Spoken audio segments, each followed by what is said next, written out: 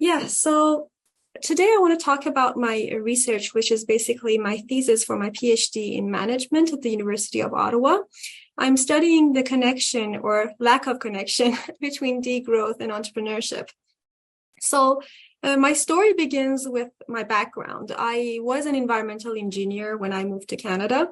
And when I was practicing environmental engineering, because of my interest in sustainability and these bigger issues and systemic problems, I always kept thinking like, what kind of a solution can come up with a way to get us out of the problems that we have created? And I was pretty sure that it cannot be technology and engineering and those kind of ways. It was something about the mindset. It was something about strategy. So I decided to do a PhD in management to kind of better understand the world beyond my world at that time, which was engineering. But very soon, when I was studying entrepreneurship, I realized that the framing is lacking something. So even though it is a bit broader and it does consider some like levels of institutions and social and cultural aspects when we are considering these problems, it still has something that is wrong with it. And I couldn't put a name on it till I got interested in the degrowth kind of perspective and started reading about that. So when I came back to entrepreneurship with that degrowth lens, I realized this tension. So on the one hand, I saw that we are framing entrepreneurship as if it's a solution and it can solve all our problems, whether social or environmental. Always more technology, more innovation is going to come up with some sort of way for us to get out of things.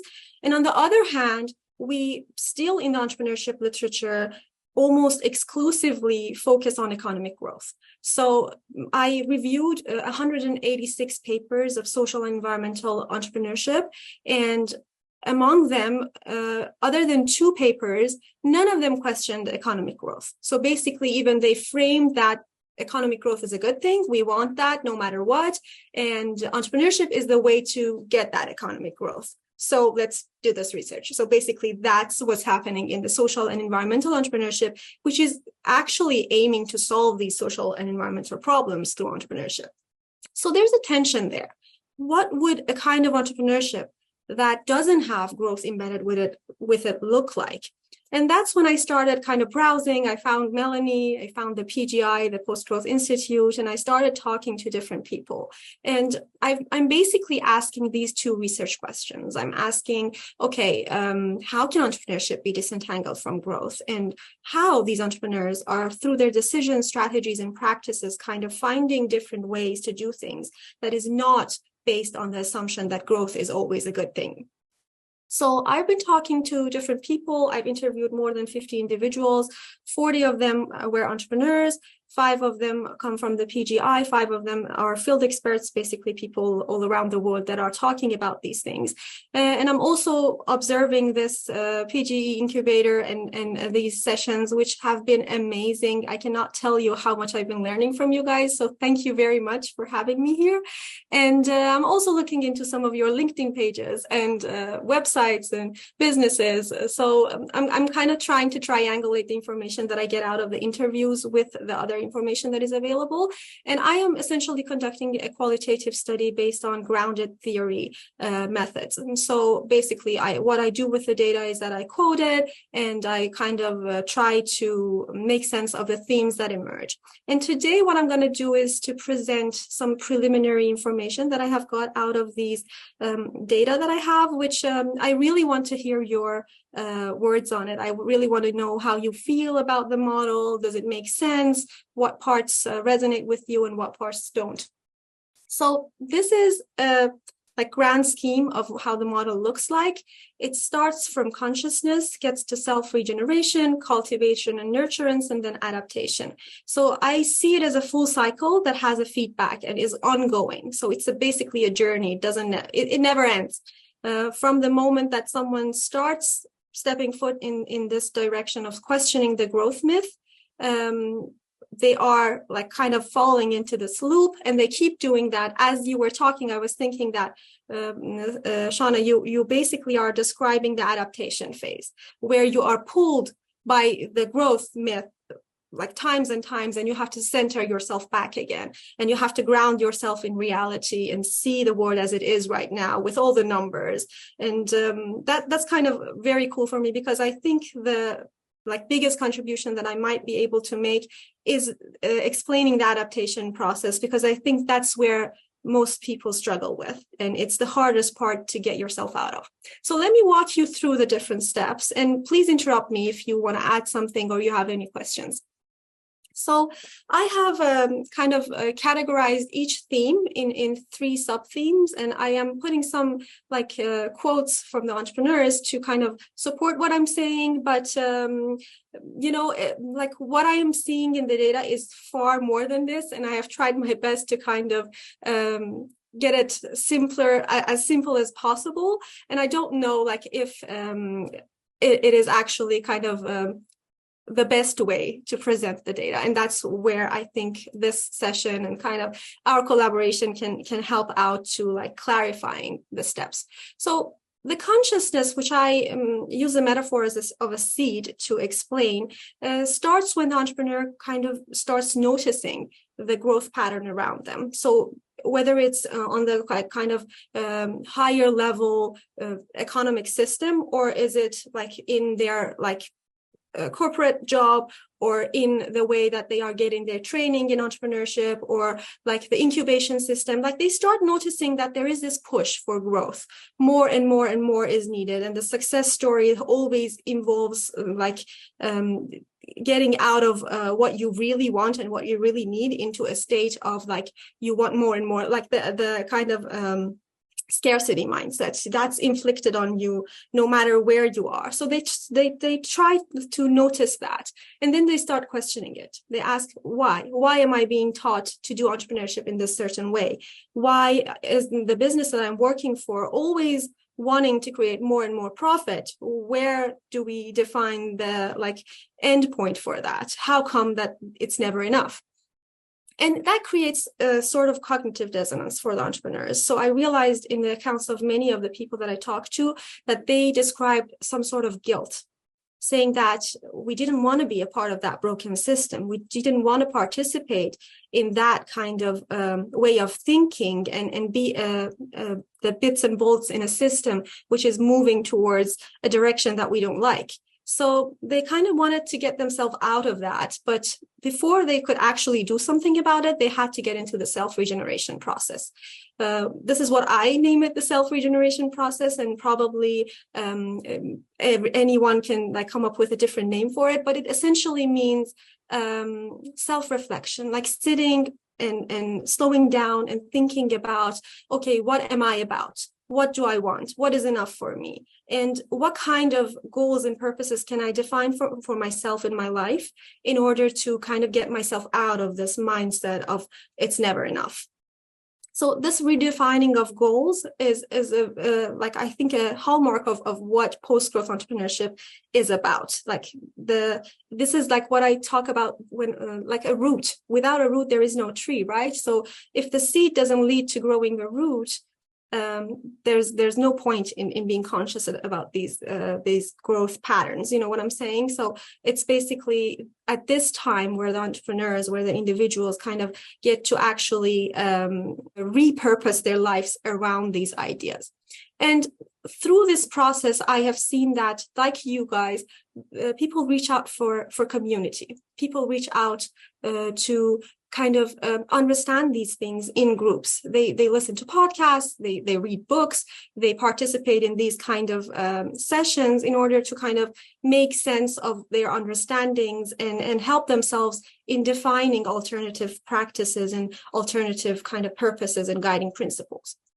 So after that is just when the entrepreneur kind of realizes that one way to go against the kind of force of growth is to choose entrepreneurship. So they kind of build the agency to go against the grain. And it's in this stage which the entrepreneurs kind of try to imagine some sort of way of doing business that doesn't have growth in it. And I know that this is a very challenging stage. And I think that's what the PG incubator has been doing an amazing job of kind of helping people to figure out, okay, if you don't want growth, if you want to go against the grain, what are some ways that you can actually do that? And people have, like, all around the world have been trying to experiment with this. I have a story of a Canadian entrepreneur who studied economics and came back from London to Winnipeg to start a post-growth coffee shop. He wanted to just figure out if it's possible to build a coffee shop that is a completely kind of disentangled from growth, doesn't need to grow to survive, and can have all the principles of degrowth or post-growth or whatever we want to name it embedded in it.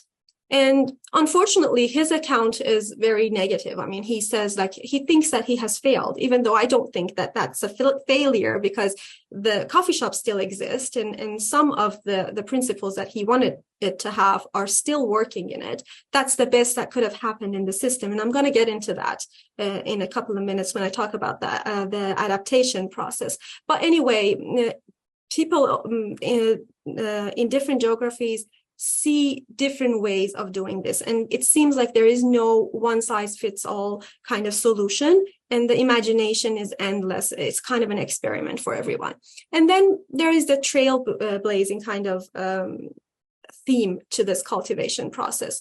I noticed that entrepreneurs always try to find ways for activism, for evangelism, to kind of get this message that they have understood across and kind of preach it to a bigger audience in order to kind of maximize the kind of impact that they can have. So they not only choose entrepreneurship to kind of build alternative ways within that business, but also see that as a means to actually go beyond their own businesses and have a bigger kind of impact. So the next stage, which I call it the nurturance stage, is when, like, the entrepreneur starts to grow their business and like help the tree to emerge, the tree of the, like, consciousness-driven business to emerge. Like, a very important aspect of this, which I think is worth talking about here, is the effectuation logic, because I think we have talked a lot about the non-extractive governance and the organic growth aspects in this class, but something that might help like this group of people might be thinking about the effectuation logic. In the entrepreneurship literature, we talk about two different logics that entrepreneurs use when they are creating their new ventures. One of them is called causation and the other effectuation. Causation is when you have a certain definitive kind of goal and you gather resources in order to get to that goal. You want to minimize the risks, you want to make calculated decisions, and like that's the way you go for it. But effectuation is like kind of the other way around. It's when you open your fridge and you see what you have in order to make dinner. Instead of like getting the recipe in your hand and going to shopping, it's the other way around. So effectuation logic is basically mostly used for kind of where there is no market or there is not a product market fit, when you have to have that iteration process. But what I see in the post-growth entrepreneurship is bigger than that.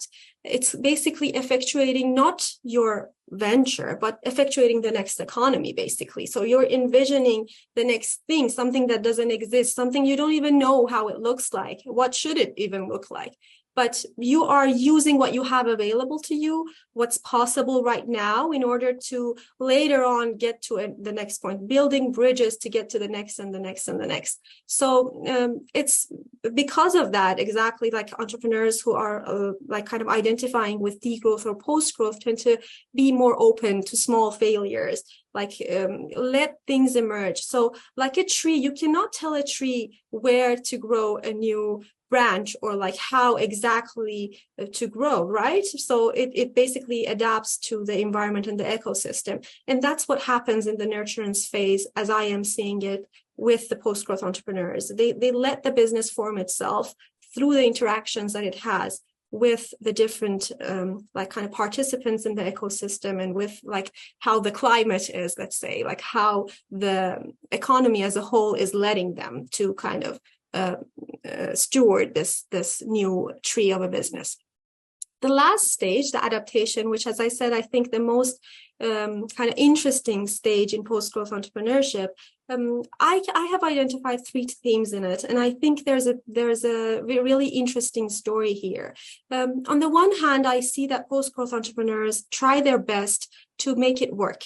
So they try to go with the flow. They try to kind of build cushions for themselves through getting on like partners or through having another job to support themselves financially, because they know it takes longer and they have to go slow. It's not something that they can expect to give them back financial kind of stability really fast. So they are flexible in that sense, but still they're all what they call walls all around them. So they see the space shrinking sometimes. There are limits to what they can do because systems are not ready. It's not like just like a tree when you plant it in the ground. There are a lot of things that are out there, and there is like a limit to what the steward of that seed can control around that tree, right?